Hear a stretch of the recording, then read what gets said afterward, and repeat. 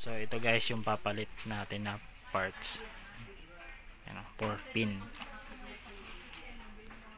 Ayan. So paano ba pagpalit? Siyempre open nyo lang tong scanner, remove mo yung scanner. Ayan. So alisin nyo lang tong scanner. So hindi ko ibibideo pa kung paano pag-alis. Ang dali lang naman. Ayan. Then ito, remove mo lang yung screw yan. So kung paano pag-alis ng encoder flex sensor, ganun din yung pagbabalik.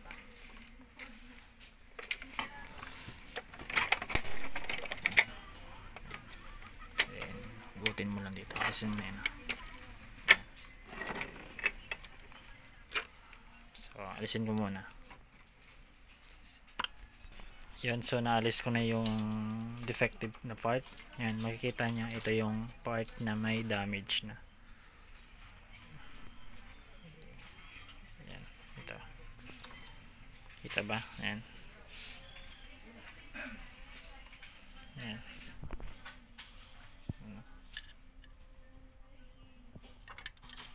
So sundan nyo lang kung paano nyo pag inalis yung cable. So ganun din yung pagbabalik. Ito na yung bago. So ikabit ko muna. Yan, so na-connect ko na. So ayusin lang natin. So gagamit tayo dyan ng double-sided tape. Ha? So, ganyan lang yun guys. Tapos kakabit mo na yung guide nya. Yan, so okay na. So lalagay mo lang dito din. Lalagay ka din dito na double-sided para hindi din gumagalaw to kapag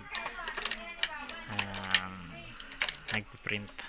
Kasi ito ang gumagalaw. Yan. Ganyan. So dapat naka-tape yan para hindi sumabit at mangyari ulit yun.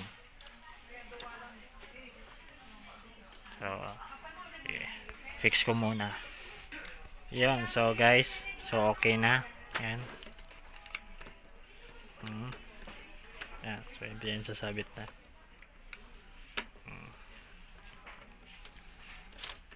Yan. So ganyan lang guys. So ngayon i-assemble ko na and then magta-try na tayong mag-print. Let's go. Yan, so magta-try na tayo mag-print. So try muna tayo mag-photocopy.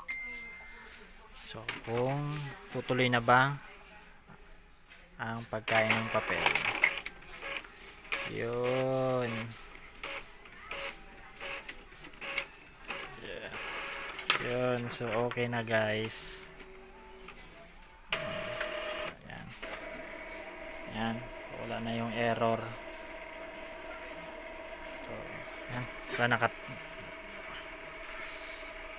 So like and share na lang. Pa-subscribe. Thank you.